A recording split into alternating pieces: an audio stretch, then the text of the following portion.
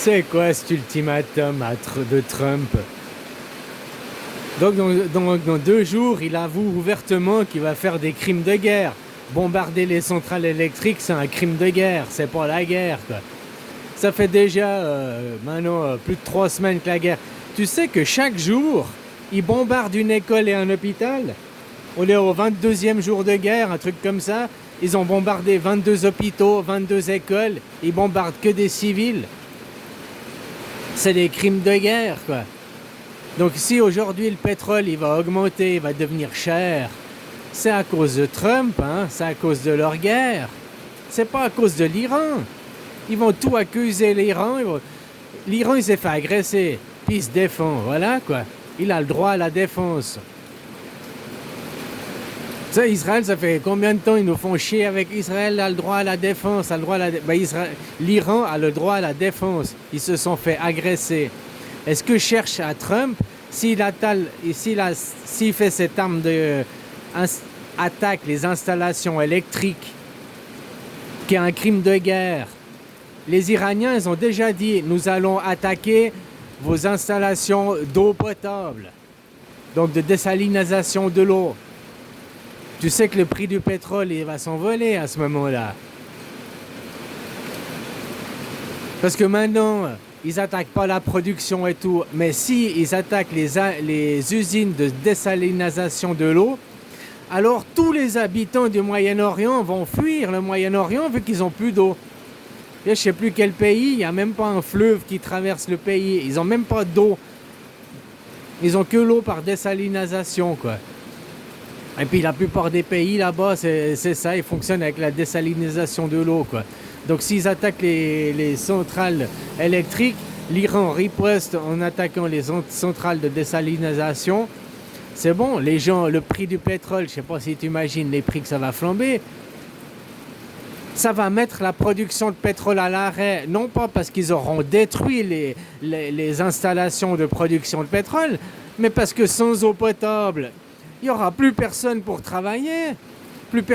Et l'eau potable pour les travailleurs, c'est indispensable. Tu crois qu'il faudra faire venir des bateaux, des super... Puis le détroit d'Ormuz, il est fermé. Donc comment ils vont faire venir de l'eau potable? Puis de où ils vont faire venir l'eau potable, acheminer l'eau potable? S'ils s'en prennent aux centrales de désalinisation, alors c'est la flambée du prix du pétrole.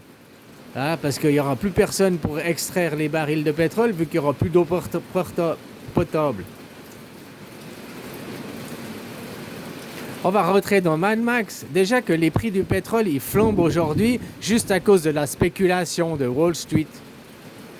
Tu sais que le pétrole aujourd'hui, il est moins cher que... Là, il le bloque, maintenant il est à 33.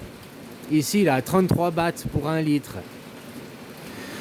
Avant le confinement, avant mars 2020, nous sommes en guerre, il était à 26 le pétrole.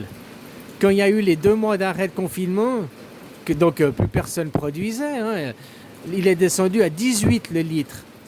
Tu vois, après 2 mois de confinement, parce que Wall Street a arrêté de spéculer sur le pétrole, puis que il était moins cher. De 26, il est descendu à 18, tu calcules en pourcent, c'est 30% quasiment moins cher, quoi.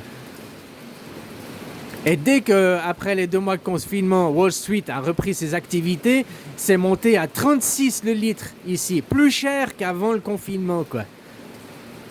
Puis après, c'était redescendu. Là, on chopait à 28 le litre, 26 le litre. Comme la période avant Covid, c'était revenu. Avant la guerre en Iran, avant ces 3 semaines de guerre. Et maintenant, c'est remonté à 30, 33. Là, le gouvernement a bloqué les... Mais ils vont faire quoi après? C'est Mad Max après. Si le baril il passe à $200, maintenant il est à $100, $120, $100, et puis vous payez 2 euros, 2,50 € le litre. À $200 le baril, tu vas payer le double le litre, hein, ce sera 4 euros, 5 euros le litre. Donc ce sera plus... je sais pas combien tu payes, 80 € pour faire un plein, 100 € pour faire un plein, tu vas passer à 200, 250 € pour faire un plein.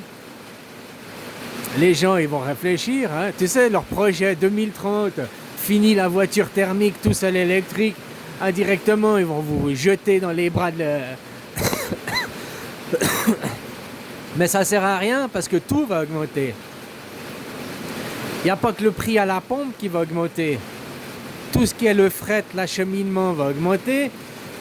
Tout ce qui est production de produits chimiques, tout ce qui est de la pétrochimie, ça va augmenter. Donc les produits pharmaceutiques vont augmenter, les engrais chimiques vont augmenter. Donc si les engrais augmentent, ça veut dire que la production de nourriture augmente, ça veut dire que le prix des carottes, le prix des patates va augmenter. Non seulement parce que les tracteurs, ils fonctionnent aussi à essence, mais après pour acheminer au magasin, c'est des camions, c'est de l'essence. Donc tout va augmenter, quoi. Hein, les engrais, machin, tout, la pétrochimie, le plastique. Même tes ordinateurs, ils vont augmenter. Tout ce qui est en plastique, t'imagines? Le plastique, ça vient du pétrole. Alors tout ce qui est pas cher fabriqué en plastique, ça va se retrouver tout très cher, quoi. En plus, sans compter certaines productions de gaz qui se faisaient là-bas, qui maintenant doivent être... J'aime bien parce que c'est comme le pétrole. Ils trouvent des marchés où, des nouveaux débouchés où? Avec la Russie. Avec l'hélium, ils trouvent un nouveau débouché où? Avec la Russie. Avec quel autre gaz? Là, j'ai entendu aussi, ils trouvent un nouveau débouché où? Avec la Russie, quoi. La Russie qui était bannie, qui était... Ouh, la Russie, c'est les méchants, on va faire des sanctions. Maintenant, ils lèvent les sanctions. Hein, puis voilà, on fait du business, du commerce avec. D'un coup d'un seul, la Russie, elle est devenue respectable. C'est dingue ça, hein? Alors ces gens qui sont des criminels de guerre, tous les jours ils bombardent une école, tous les jours ils bombardent un hôpital, ils bombardent des quartiers résidentiels. C'est des criminels de guerre, ils bombardent des civils intentionnellement, quoi. Puis ils se font plaindre dès qu'il y a une petite bombe. Oh, on se fait bombarder, on est des pauvres calimérons, oh, nous on n'a rien fait, c'est la faute du... À chaque fois qu'ils se plaignent et qu'ils accusent les autres, c'est un aveu de faiblesse. C'est pas un aveu de faiblesse, c'est un aveu de leur culpabilité, quoi. Ils avouent leur fait, mais en accusant l'autre de le faire, quoi. C'est aussi simple que ça, quoi. Tout ce qu'ils accusent les Iraniens d'être responsables, ben c'est parce qu'eux, ils l'ont fait déjà, quoi. Le premier jour, je te rappelle, ils ont attaqué une école, 150 fillettes mortes. Mais c'est pas que le premier jour, c'est tous les jours une école est bombardée. Tous les jours un hôpital est bombardé. Et ils disent, oh, ils cachent les terroristes, quoi. Que tu vois même que dans votre propagande, ils disent, mais les Iraniens veulent des bombes, les Iraniens sont contents qu'il y ait des bombes pour changer de régime. Non, je serais content qu'il y ait des bombes en France pour voir si vous êtes content qu'il y ait des bombes contre Macron pour changer de régime.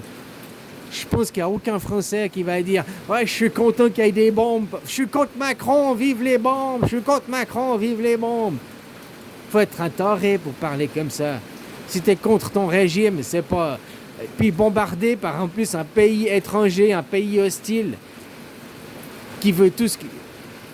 Trump, il a dit, on s'en fout de changer de régime, on s'en fout qu'il y ait toujours les ayatollahs, on veut juste un mec qui fait du business avec nous. Autrement dit, qui laisse les entreprises américaines venir s'accaparer vos matières premières, quoi. Tant que nous, on peut venir faire comme en Afrique, vous volez les matières premières et vous laissez juste une misère, bon, on acceptera n'importe quel dirigeant, quoi. Autrement, voilà, vous faites la guerre, quoi. Sans compter que derrière, il y a leur plan messianique, machin et tout. Indirectement, Trump, Israël sont en train de tuer le monothéiste, que ce soit les musulmans, les juifs ou les chrétiens. Le monothéisme est en train de crever pour un Dieu unique, pour des dieux imaginaires, pour toute la guerre là-bas, que ce soit ayatollah, c'est protestants catholiques, juifs, musulmans, c'est tout ça, c'est une guerre religieuse, quoi. Tout ça, ils tuent des civils au nom de la religion, quoi. Il faut absolument, tu vois, séparer l'État et la religion. Il faut absolument la démocratie directe. Voilà, quoi.